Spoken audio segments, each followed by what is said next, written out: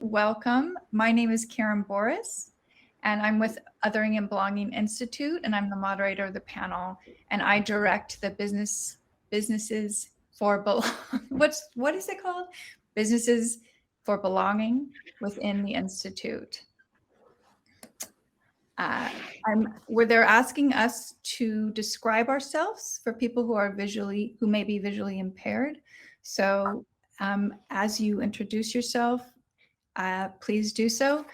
I am a white-skinned woman of a certain age, have blonde-ish pulled back hair and black rimmed glasses and a black jacket and dangly silver earrings.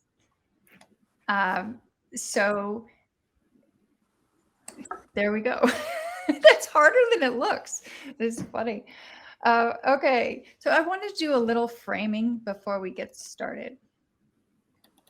So as we know, corporations have solved big problems and created bigger problems. They make our lives better, yet they've also caused grave harm to people, communities, and the planet. And as a result, there's often a deep divide that exists between corporations and those working to advance justice and climate health. Yet to face a world in crisis, we need each other. We need new kinds of leadership and new kinds of partnership, new models that bridge sectors and movements so that we can address structural and institutional challenges. We can address inequity and the environmental peril we're facing.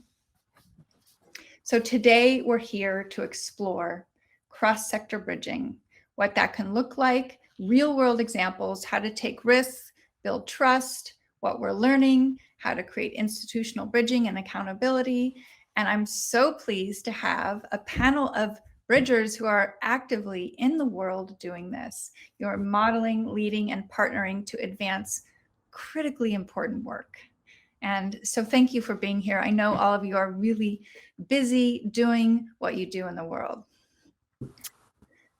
So I'm going to start with a question to all of our panelists that grounds us in the personal and in our humanity.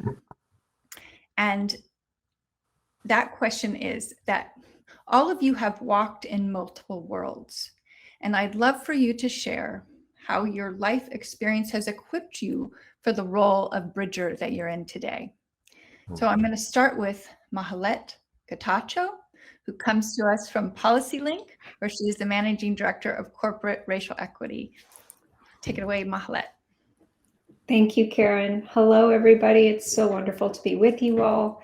As Karen mentioned, my name is Mahlaette Getachew, and I'm a team member at PolicyLink, where I spend my day focused on igniting the racial equity movement more broadly and deeply in the private sector, because I know we can't do it alone in civil society and government. We all have to be in locked arms on equity. And to your question, Karen, what life experience has led me here to this moment and to this work? There's a very specific point in time that I'll talk to, but also, or two points in time, maybe I'll say it that way. The first is that I'm a first-generation Ethiopian immigrant. And from day one, arriving in America at the age of 6 with my family, I've been navigating two worlds and practicing bridging every day. All the way from kindergarten, I was joking with the panelists before we started that one of the toughest things for me growing up in America is helping people understand how to pronounce my name. And only a few years ago, I met somebody who, as I was explaining how to pronounce Mahlaette, they said, "Oh, it sounds like mahalo." And he was from Hawaii. And I said, "Oh my gosh, where were you? From kindergarten. I so needed you back when I first got to this country," because since then, whenever I say my name sounds like mahalo, that has been a bridge for folks to understand me and see me and be able to say my name. The other thing that has been really powerful for me, aside from my personal experience as an immigrant in America, is also my professional background. I started my career as a mergers and acquisitions attorney at a large international law firm, and worked in the private sector for 13 years as a corporate lawyer. Also managing HR in my last role. I worked my way up to being the top business lawyer, the pinnacle for a business lawyer, a general counsel of a healthcare technology company, managing also HR and finance and business operations, and had a personal reckoning of my own last summer after 2 years in that role, realizing that general counsels are equity and justice advocates, but so should CFOs. They should be equity and justice advocates, and so should CEOs. That equity is part of our jobs. It's in our job descriptions, and we're not living into it. And so now I bring that experience, that realization, that passion, that fire in my belly last summer led me to join PolicyLink to really ignite that thinking across the private sector. And so now I'm bridging every day, bringing my corporate experience into this world of racial and economic equity movement building, and also bridging back. So kind of going both ways with my expertise as much as I can. So thank you, Karen. I love that question. Thank you, Mahlaette. And now I'm going to kick it over to Cheryl Timoney, who joins us from Salesforce, and where she is the VP of Tech for the Social Impact Labs. Over to you, Cheryl. Thanks, Karen. Hi, everyone. So nice to be here, and thank you, Karen, for having me. Just to introduce or overview or give you an overview of myself, I am a white woman, late 30s, short brown hair, peach sweater, and I guess a little bit about my professional background. As Karen mentioned, I lead our Tech for Social Impact work at Salesforce today, but I started my career in a different sector. I started my professional career in the nonprofit sector. So shout out to all the nonprofit friends who I see introducing yourself and on the line, but also my friends in the tech industry in Silicon Valley, and friends from other industries and sectors and locations as well. When I started my career, I worked in community and economic development programs. My first job was in affordable housing, and I worked on site in San Francisco in low-income housing. I worked one-on-one with residents, low-income families. I also worked with low-income seniors, low-income, formerly homeless individuals. And my job was to coordinate, my first job was to coordinate all the on-site services and programming to support residents in housing. It was a really challenging role. It was a really fulfilling role. And I met so many people who generously shared their own personal experiences, their stories, how they overcame obstacles in their life. And at the same time, I was navigating just an incredible web of funders and philanthropists and government entities and different community-based organizations, and finding a way to bridge, I love that word, by the way, Karen, but connect all of these different industry sectors, organizations, and their programs to support the residents who were living in our housing. And that was my first introduction to this concept of bridging, and how important every single entity, industry, person role is in making that connection, because there wasn't one entity, there wasn't not one nonprofit who was interacting and supporting those living in our housing developments. And there wasn't just one service that could benefit the residents living in our housing developments. And so just this first introduction of navigating that web stuck with me. And that's why I've been, that experience is why I've been So thankful to find myself at Salesforce. We're a company guided by our corporate purpose, which is business is the greatest platform for change.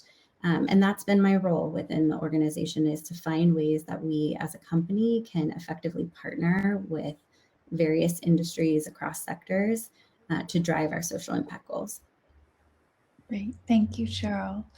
And now I'm love to have Una, who comes to us. Una King comes to us from SNAP, where she is VP of Diversity, Equity, Inclusion, which many of you know is DEI. Over to you. So much. Thanks, Karen. So yeah, my name is Una. My pronouns are she, hers. I'm a straight biracial. In the UK, we would say mixed race, or I would say black, because that was the word in a pejorative sense that was always thrown at me as a kid growing up, that or mongrel in the playground. You could describe me though as a blonde black person. I have dark black hair, but my mother was a white woman who, the most extraordinary person in my life, who also was one of those white people who kind of glow in the dark white, you know, so white that her legs were blue, basically. So although my father is African-American, I am, yes, I would say that I am more closer to a blonde black person. Having said that, the description for people listening, I have longish curly hair. I am wearing glasses because at 53, I suddenly just, my perfect 20/20 vision just like evaporated, gone forever.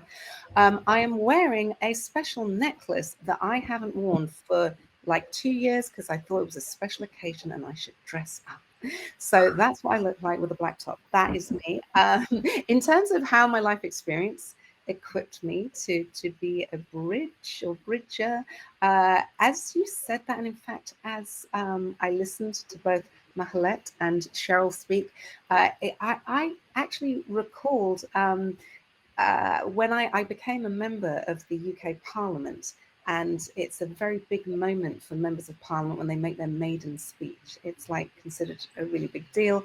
And I just recalled listening to you both speak that in my maiden speech to Parliament, I said I aspire to be a bridge between two cultures. And I was really speaking about the fact that my African-American family had such an extraordinarily different view and experience and lens on the world to my white working class family. Just like, I mean, I would say night and day, but that'd be a bit cliched on all counts. Anyway, I was born in 1967 when it was illegal for my parents to have me when I was conceived. By the time I was born in October, the law had changed and I was no longer illegal to exist, which is, you know, it's a step forward. But what equipped me to be here, yeah, I'd say it's my DNA. I'd say that my job, I first had the title as Chief Diversity Officer in 2008 for maybe 2010, but around that time, for a UK broadcaster, Channel 4, and now leading DEI. You know, all the people that lead DEI, basically not all of them, sorry, the vast majority are Black women.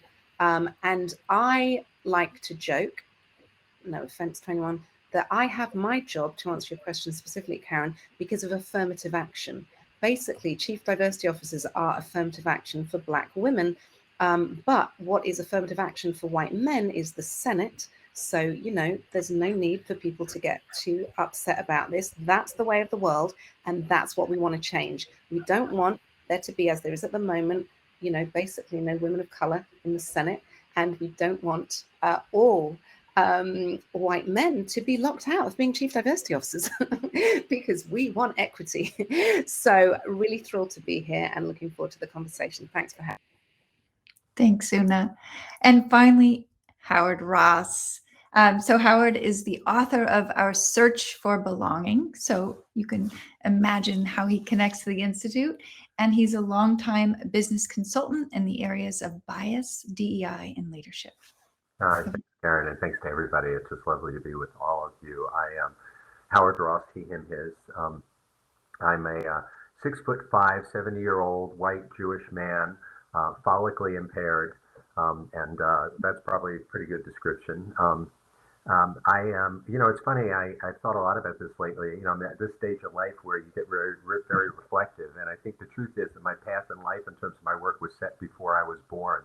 My family comes from Eastern Europe. We suffered a pretty horrific Holocaust loss during the Holocaust. My grandfather came from a town in the Western Ukraine, and on August 2nd and 3rd, 1942, the Nazis killed all but 100 of the 6,000 Jews who lived there, including 42 members of my family. So I was born into that conversation, and he became an activist. He actually had come earlier to this country, was living in Baltimore, became the head of the group that purchased and outfitted the Exodus ship, and was also part of the group that started the NAACP in Baltimore, the Baltimore chapter of the NAACP. My grandmother on my father's side was an organizer for the International Ladies Garment Workers Union. So we got two very important messages growing up. One was that horrible things can happen, and the other is that you ever something about it. So it sort of became our family business. I got involved in civil rights when I was 15, worked with La Raza, and was trained by Saul Alinsky and Fred Ross, worked with La Raza doing organizing at 17 and 18 years old, organizing pickets on the East Coast at grocery stores and the like for the Great Boycott. Moved into there, spent some time right out of college teaching very young children in a low-income, predominantly African-American community, and so I got really in touch with the issues people were facing there, and then eventually started to get into organizational development, and it all came together in the 1980s. So I've been doing consulting in organizations around diversity now for going on 40 years. In the early days, it was kind of the old, do it with a sledgehammer, beat people over the head, especially if they're like people like me, until people see the error of their ways and have a cathartic experience. But at some point, I began to realize that while that might have felt good for the practitioner, it actually wasn't working very well for most people who were in those sessions. And so in the 90s, I started to dip into research on unconscious bias, particularly, and it also aligned with my own spiritual practice, which is an important piece of it. I sort of opened up to looking at spirituality in very different ways, studied Buddhism, Hinduism, and Sufism, and found that a lot of the models of identity that came from those practices actually tracked very well with more transformational ways of working with human beings around issues like diversity. So I started a company called Cook Ross in 1989, which I ran for 28 years until I sold it just a couple of years ago. And since then, I've just been really exploring ways to really work transformationally with people around these issues. I've worked in, I think, 47 of the 50 states and more than 40 other countries with hundreds of companies. So it's been quite a journey. And I'm just really pleased to be here. And I just really want to acknowledge John and Karen and your whole team at Othering Belonging for the great work that you're doing, taking us to another level. Thank you. Thank you. Okay, let's get into the heart of this conversation, and thanks everyone for sharing about yourselves. Several of you are actively working now in bridging containers, I guess we say, and cross-sector relationships to advance work and to solve problems within your business, within the world. And I'd love to hear a little bit about these projects and what you're learning, knowing that this is emergent work, that this is, we're struggling in the chrysalis here or in the pupa. It is actually, but I'd love to hear, how is it? What's effective? What are you learning? What's not working? Let's start with Cheryl. Yeah, thanks, Karen. When we had met previously, we had, in prep for this conversation, we had talked a lot about our Impact Labs program. So I think I'll start there and share with the group kind of the background of the work and what we've been taking on. Prior to kicking off this initiative, though, that I want to go into, we have run pro bono programming at Salesforce for quite some time. So supporting our employees who want to volunteer their professional skills to help build capacity in the nonprofit sector. It's been, we've seen incredible benefits kind of across the board, custom nonprofits and education institutions who can tap into the talent of our company, build their capacity to facilitate their mission and their work. but also professionals who really share with us they're finding their purpose when they volunteer pro bono. They're getting to do what they're great at for the causes that they deeply, deeply care about. So we had been running our pro bono programs for many years, saw so much creativity and innovation and solutioning come out of that work. So we had the opportunity a couple of years ago to ask ourselves, what else can we do? And we did. And we sat back and our leadership team said, you know, what else can we do as a company, as an organization, to drive innovation around taking on social challenges? So we formed a few years ago Impact Labs. It was the result of an extensive research background, interviews with nonprofits, education institutions who are using our technology. And we found an opportunity to pull all those things together. Our talent through pro bono volunteerism, our technology, but also to activate the immense network of experts that we have access to as a company. And so we formed Impact Labs to convene change makers and experts from several sectors: nonprofit, education institutions, government, foundations, and we convene these experts on specific social challenges. So for example, housing and homelessness was the first challenge that we took on. It wasn't because of my background, by the way. These were all community sourced. And that was really what rose to the top for the first one. Through Impact Labs, we leverage design thinking principles to really deeply explore a social issue. And then our goal is to really pinpoint where our technology can be an accelerator and then co-create solutions on our technology. It's been a really rewarding experience. I found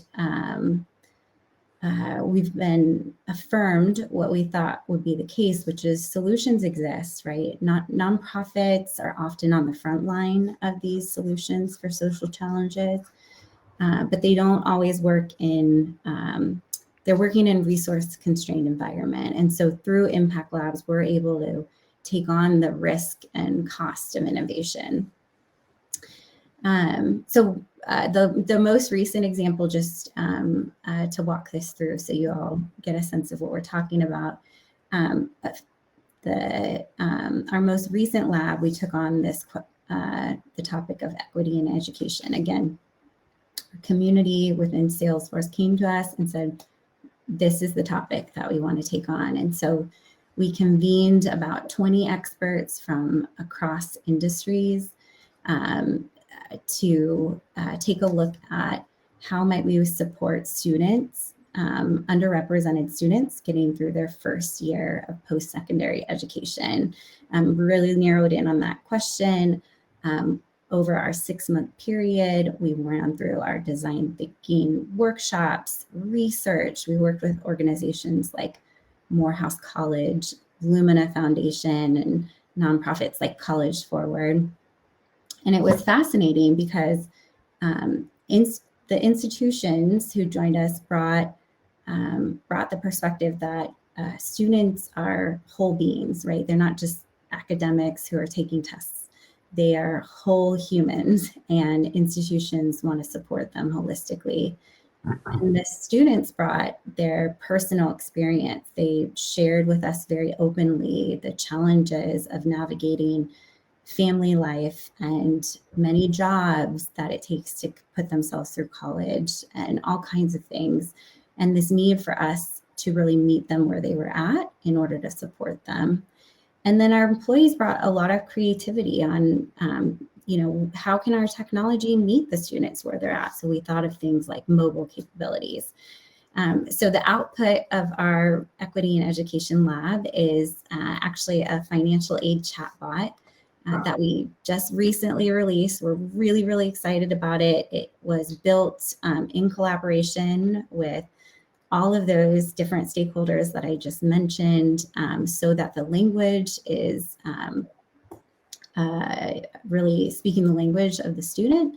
We also wanted to make sure that the language was all open source and that students and other community members can continue to contribute and iterate and to the bot, and it maintains its fluency for students. Right. So that's just one example. We're really excited about it. It's been, so far, we've seen really productive relationships.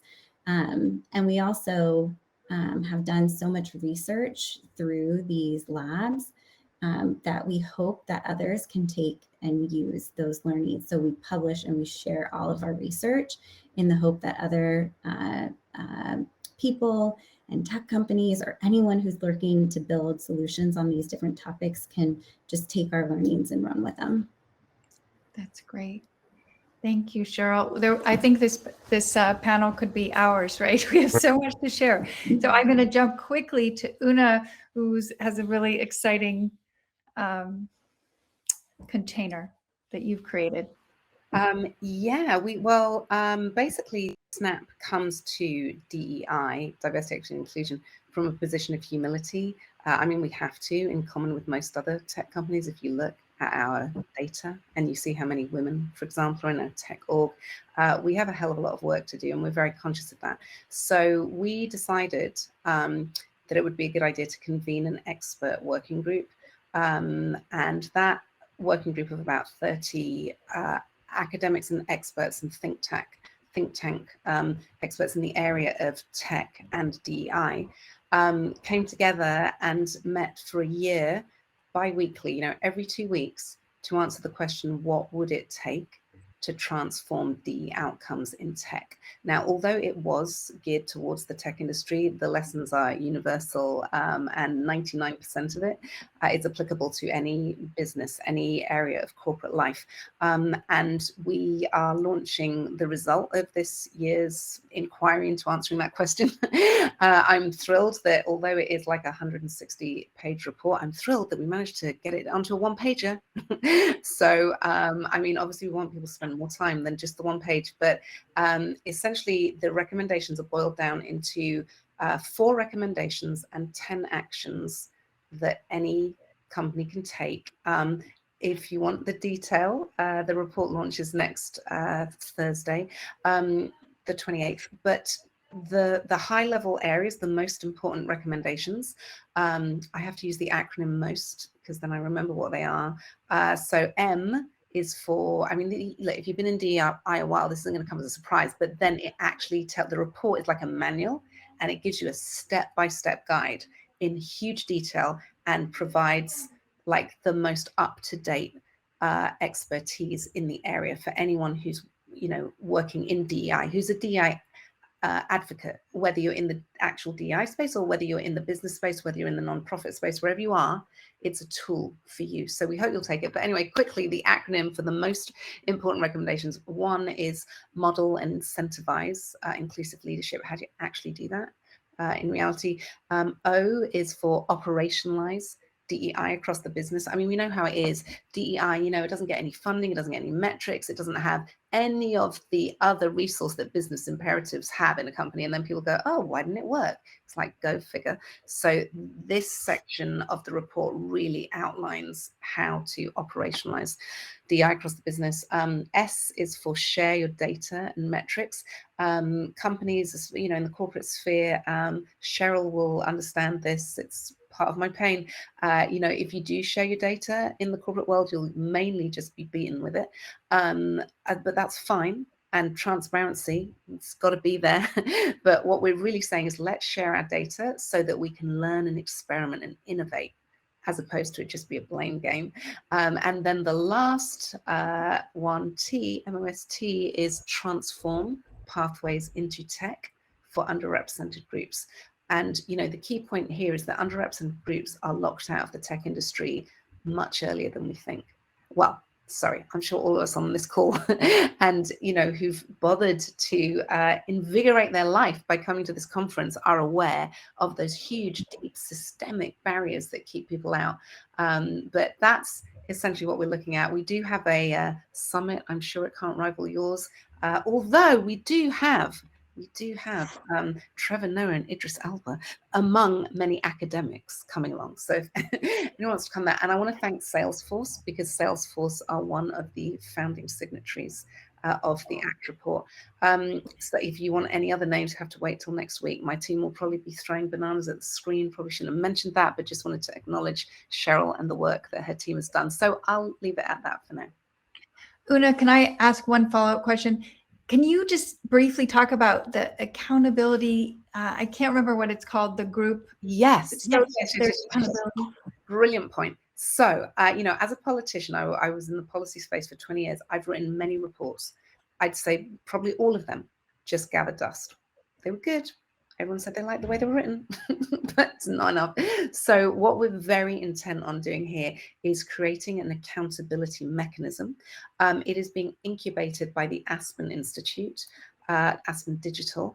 It's called the Tech Equity Accountability Mechanism. We are going to be calling on all industries to have a similar mechanism if they don't already. And the Tech Equity Accountability Mechanism, otherwise known as TEAM, come on Team Tech, it's about time we got our act together. That organization, TEAM, is going to bring together the companies that want to run forward, a coalition of the willing, to say, let's get some DEI standards across the industry. At the moment, we can't. I said how bad our women in tech are. We haven't even agreed what is our baseline definition for leadership. We can't even tell you women in leadership. Apple's got a different measure, measuring people, managers, or another company's measuring directors, someone else is measuring VPs. So we need to just get baseline standard. There's some simple stuff like that, and which is actually very complex because I did it in the UK. It took me 5 years. So I say it's very simple. Sorry if you can hear kids screaming. No, goodbye.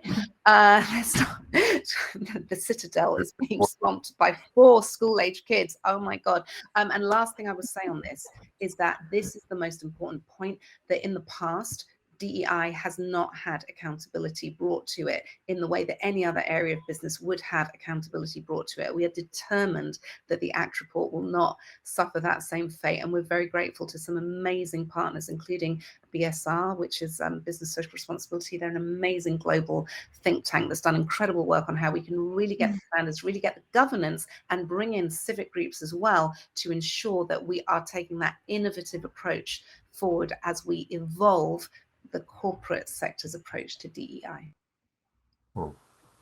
Thank you. And Mahlaette, I would love for you to share. Well, you can share whatever you want, but particularly I was thinking accountability made me think.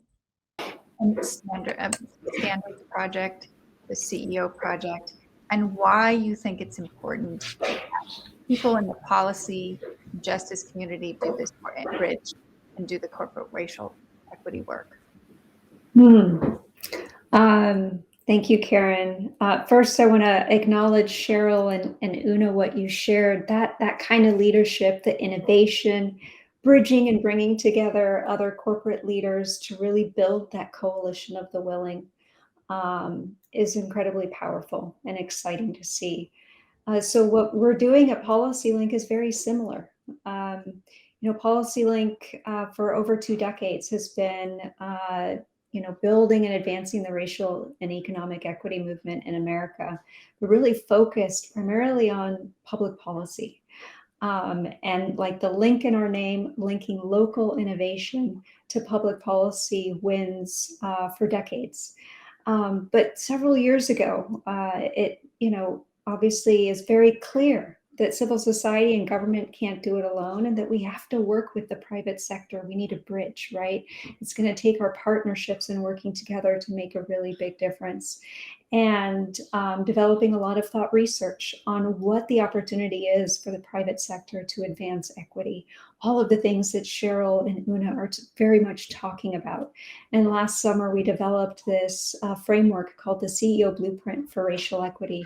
That talks not just about the things that organizations should be doing within their 4 walls, but stretching beyond their 4 walls, just like Cheryl and Una are talking about. how corporations are showing up within the communities in which they're situated, and then at the broader societal level. How are all the things that corporations do in their everyday impacting our lives, and what are different ways that they can do that can affect our democracy and our economy writ large? And this publication we re-released this year after pressure testing with CEOs across the nation and learning more about their pain points, re-released the CEO Blueprint for Racial Equity with more robust actions around embedding accountability. We're talking about that within corporate governance and leadership performance. And now that is going to be the foundation of standards that we're developing, performance standards for corporations, not just in tech, but even beyond that for all corporations. What is the baseline high bar for equity? And we're working with a broad group of partners, and one of our values in this standards development effort is not to reinvent the wheel. We don't want more silos. There's wonderful things that folks in so many different areas are doing. Una, I'm so excited to learn more about the tech standards because we're trying to drive consensus. And through this standards effort, we'll absolutely work with others and pull in models of what good looks like. But this is now a multi-year effort that we're in to develop standards all the way to how corporations show up with their political spending action and lobbying, all the way to how products and services are developed and how they show up in communities. And we know that this is the key, developing that shared language for all of us so we know what good looks like, and so that all of the good intention and resources and billions in commitments actually lead to equitable outcomes. It's been an exciting effort in doing this, bringing the civil society, the movement together with private sector leaders. And I think, Karen, as you pulled this panel together and told me this is about bridging, that is, I think, the secret recipe for our success, is that we're all going to be working together to bring about the future that we want. And just excited about that and thrilled about your efforts, Una, on the tech standards. I'm excited to check that out. Yeah. And Howard, I would love to hear your thoughts on, because you have kind of a historical perspective, because you've worked several decades in doing this work, what do you see now as the real opportunity around bridging and kind of the grand, like what's the big transformational opportunities here? Yeah, thanks so much. Yes, it feels sometimes like it's been decades and decades and decades, you know, and the reality is that, first of all, I just want to acknowledge all of what my colleagues have been talking about here, because, you know, they're great examples of some of the breakthrough work that people have been doing of late. And, you know, when I look at you know, the history of the diversity, equity, and inclusion work, or sometimes people are calling it JEDI work now because we include social justice, and, you know, we have an acronym a week lately, it seems like, for this work, but you know, most of it hasn't worked. Most of it hasn't been very successful, and I think one of the reasons is because we've fundamentally have come from a place of disorientation, and that is that we fundamentally dealt with this as if it's an aberration that needs to be fixed, when the truth is that our culture, our society, and our corporations, our organizations have been perfectly designed to produce the result that they're producing. It's not by accident that these organizations have been exclusive to either women or people of color or any other folks. It's because the design of corporations, based on the kind of competitive and unconscious ways we've operated, have led us here. And I'm not saying that in any way to have it be depressing or anything. I just think that, you know, when I started doing civil rights work, I was 15 years old, and I used to go to this black AME church near me, and there were like 3 of us white kids there, and we were well-intentioned, but we had no idea what we were doing. And there was a woman, her name was Maybelle Jones, and she became kind of our Earth Mother. And she looked like Fannie Lou Hamer. If any of you have seen pictures of the old great civil rights leader, Fannie Lou Hamer, in fact, we used to call her Fannie Lou. And she used to say all the time, used to say, things ain't about what they're supposed to be, they're about what they is. That's what she used to say. And I didn't realize until years later she was teaching Buddhism, but, you know, but that's essentially what it is. And I think we have to confront the fact that we have structures that are fundamentally created to produce the result that they're producing. And I think that in that sense, individual competitiveness, for example, unconsciousness, seeing the corporation or as a almost like a machine that produces things, and people are some of the things that they produce. You know, some of these things which are so baked into the foundations of where our corporations came from. This isn't, I'm not blaming anybody for that. It's just the reality of the nature of those cultures. So I think that one of the things, and of course, whiteness was a big piece of that. Certainly where race is concerned, that the corporations have largely built on white European models of operating, white European models of communicating, of what community looks like, and all of those kinds of things. And again, that doesn't mean that everybody who participated in that was an overt racist. It's just that's where the corporations came from. And that's always been sort of the nature of it. So in the early days, we focused a lot on getting previously excluded people into the environment, you know, get some people hired. And then we realized that wasn't enough. And so then the inclusion movement sort of started. And it's like, it's not enough to just have you here. We need to get you included. And my dear friend and mentor, Dr. Janetta Cole, who is the current president of the National Council of Negro Women, and by the way, her 85th birthday is today, has said for years that diversity is being invited to the party and inclusion is being allowed to dance. I like to say belonging is when you actually get to choose some of the music, when it's not just including people into a culture that people like me have created, but we actually get people at the table to look, does this culture really work for everybody? Are there ways that we have to fundamentally look at culture in organizations differently? And I think we have a huge opportunity right now for a couple of reasons. I think, first of all, because people are confronted with the ugliness of the separation in our culture right now, particularly around race, but not just around race. And I think for an awful lot of people who've been able to turn the other way and pretend that it's not there, it's just not possible to do that anymore. And that was one of the things, of course, after George Floyd was murdered, that caused hundreds of CEOs to sign things like the CEO Action Pledge and things like this, even though many of them didn't do much with it, but some have. You know, I've shared with you, I'm working with one large international banking company with 60,000 people that's committed all of its top leadership, its top 650 leadership, to a 2-month, you know, program on racial equity leadership, including deep dives into their own personal backgrounds and all of that kind of stuff. You know, we've never seen an opportunity to do that kind of deep work over the years. And so there's some really interesting and exciting possibilities out there. But I think ultimately a lot of the transformation doesn't only have to happen in the organizations we're working with, but it has to happen with us as practitioners. Because I think a lot of us, I think it's certainly true for me, as I shared with you about my background, a lot of us come into this field from our own wounding, from our own family wounding, from things that have happened to us or people like us, and haven't necessarily done their own work on that. And so we come from that wounding to do our work with people. And the way it ends up feeling is you have to change so that I can feel better, which is not a healthy place to facilitate change from.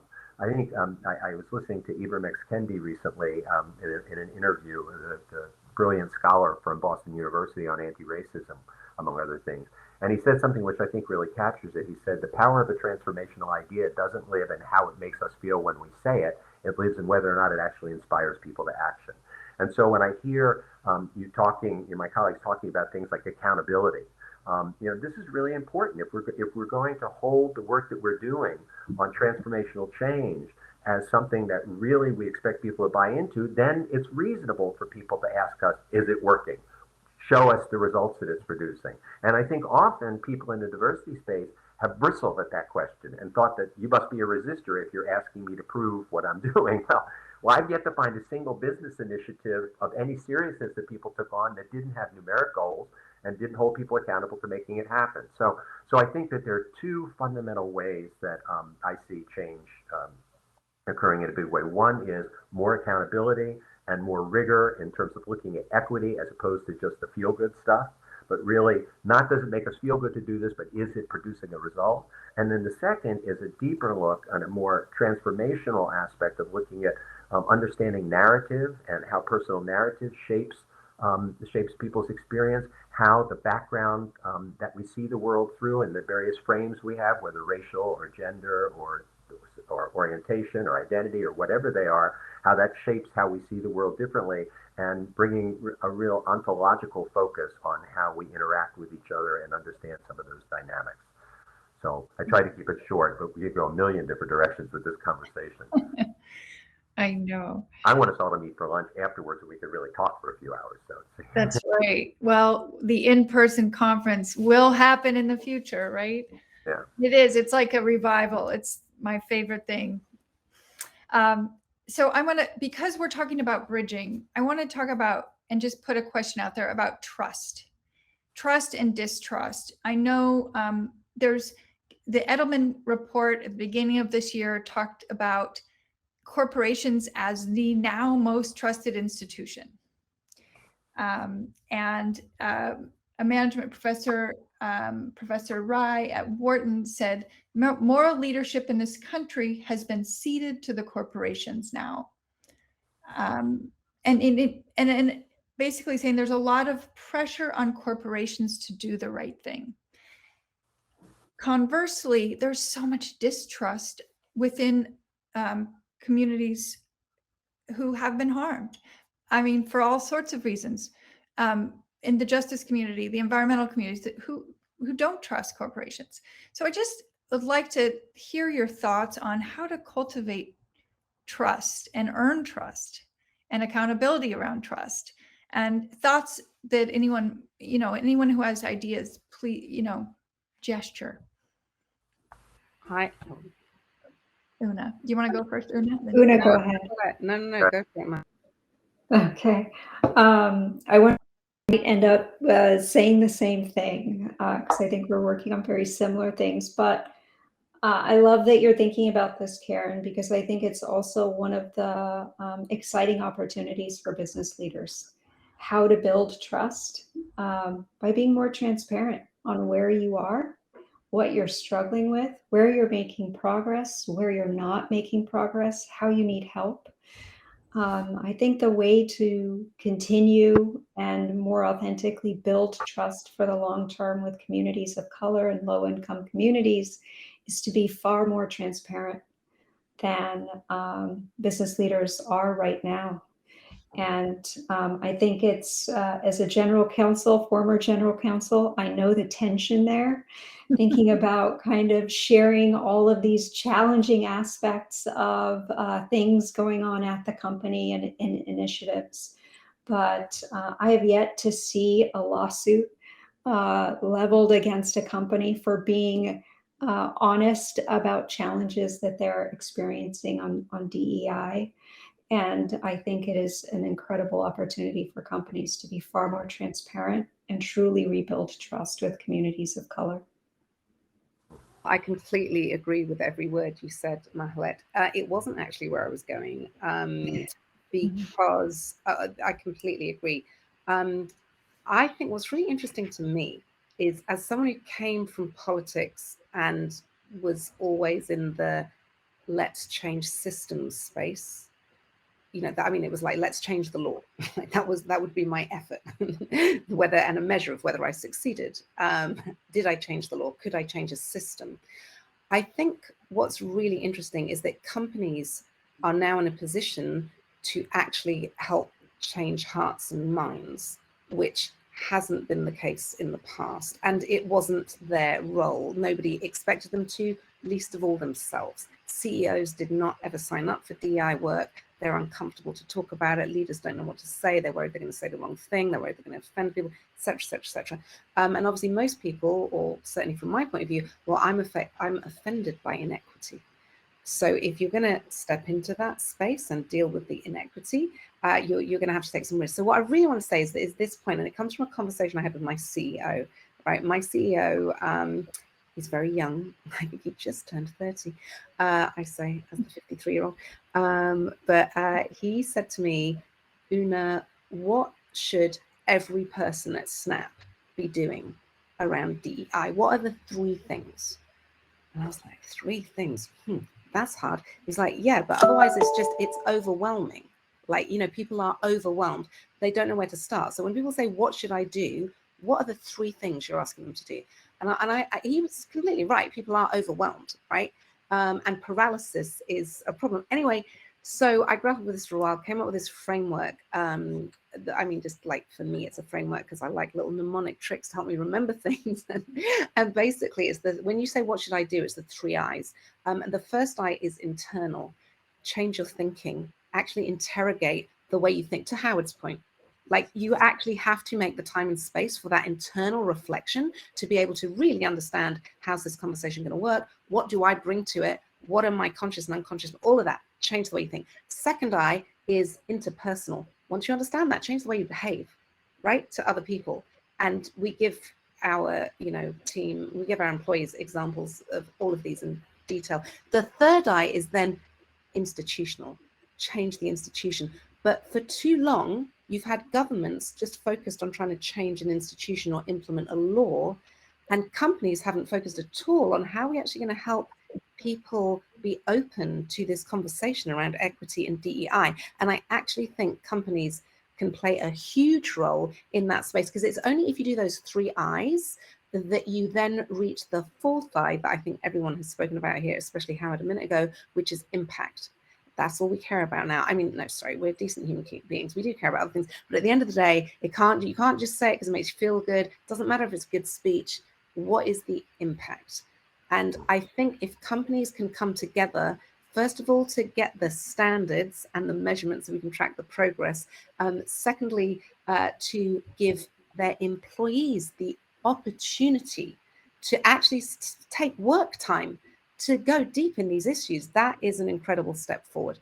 And so those are some areas I think companies can help us bridge this huge, difficult, complex area that we call DEI, or whatever acronym we do, as long as we don't call it DIE, because I don't want us to all say die. Right. No, we want to live and be happy and, bridge our communities. So. Yeah, if I could jump in and pick up on what you're saying, I think one of the challenges is when we look at results, just to pick up on something you said, it's interesting that when you said we want to focus on results, but that doesn't mean we're saying people don't count. What it points to is that we're looking at the wrong results. I mean, we're looking at the bottom line as the only result, as opposed to the triple or quadruple bottom line. We should be looking at employee satisfaction and experience and inclusion as a result. We should be looking at the customer satisfaction. We should be looking at how we contribute to our communities as a result. And those should be equally as important as the bottom line, but unfortunately they're not, and that's an issue. But getting back to your original question, Karen, and I try to do this really succinctly, I think that there are 2 major dynamic forces that are underneath all of this. One is power. And if we had difference, but we didn't have power differentials, then we would be in a very different place. If as women of color, for example, Una and Mahlaette and I, as a white man, had no power differential, we would be in a very different place about having to work this out. And so we can't deal with this issue without dealing with power. And so I think that one thing we need to do if we're going to establish trust is to bring much more conscious awareness of power and how it plays out in our organizations, and even how it plays out in our own experience individually. One of my dear friends and colleagues is Sukhvinder Obi, who's the head of the Brain, Body, and Action Lab at McMaster University in Toronto. And he's done amazing work about studying how the brain actually reacts to power in ways that we can shift people's experience by framing power in a different way. And the other is, as you say, trust. And a very old friend of mine, a teacher of mine, used to say that trust is the human relationships, like energy is the physics and cells are to biology. It's the fundamental construct of human relationships. And so, how do we then begin to build that? Well, one is that we have to recognize very deeply and get it into the core of our being that this whole conversation about DE&I, or whatever we choose to call it, is not separate from the organization. It's not this add-on thing that we're doing, that it's essential to creating an organization in which people have a high sense of engagement and a high sense of belonging, feel like they own their position in the organization and are responsible for the overall organization. And I know that after spending more than 35 years doing this, I am sick to death of preaching the business case for diversity, but we still have to do it. And we still have to do it again and again and again and more granularly, and get people to understand how it filters its way into everything that we do. Secondly, I think we have to make it clear to people that just performing at work is not enough, and especially leaders. Performing at work is not enough. Doing your job is not enough. You actually have to bring your sense of self in a different way. You have to be willing to explore yourself if you're going to be a good leader, if you're going to be a leader that's really inclusive. And that means valuing narrative more, getting people to engage more in vulnerability and connection, to open up. And that requires time. And unfortunately, You know, a lot of times it's the way it lives is you've got 2 hours to do this. So it's a little bit like going to a brain surgeon and saying, I need brain surgery, but I've got 10 minutes. So we've got to commit the time and the investment long term, which of course ties into the other point, because if people really see that it's tied into the performance in the organization and that the organization will perform better with this work, they'll be more willing to invest in that time. But unfortunately, because it's been seen as this add-on, we don't do that. And then the third thing I would say is to look consciously at structure in the organization, because I really believe firmly that structure creates behavior. And to look at what does the structure, as I said earlier, because the structure is perfectly designed to produce the result it's producing. If we expect the result to change, we have to change some of those structures. And that doesn't mean we blow the whole thing up. Sometimes it means minor modifications, sometimes it's a 5% change, but sometimes it is looking at things completely differently and saying, are we missing something, or are we making certain assumptions that don't work? Right. I want to do time checks. We have 3 minutes. And what I'm loving about what I'm learning right now is I've been very kind of resolute, like we don't as an institute touch DEI, but really DEI, there's not a clear boundary. A company doesn't hold DEI within the confines of its organization. It bleeds out, especially with tech, where you're designing our lives, our futures, and it is so paramount. It's all our fault. I hope you know that, and it is actually. Well, right. But it's And so I'm our gonna ask a final quick question, which is, and see if you can boil it down to a sentence or 2 or 3, so everyone has a moment to have conclusion, which is, what have you learned in this process from another sector, from another person? What have you learned? Or what are you learning all the time? I'm happy to go. Just very quick. I think my biggest takeaway is an old one. You've probably heard the phrase before, and it comes to my point about having to change the way people think within a system, not just changing the system itself.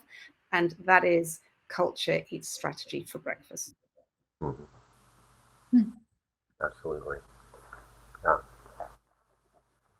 I think what I learn over and over and over again, day in and day out in this work, but also in this bridging, is listening, stop talking, listening, seek to understand, find different viewpoints, be really open, have an openness and humility, be willing to be wrong.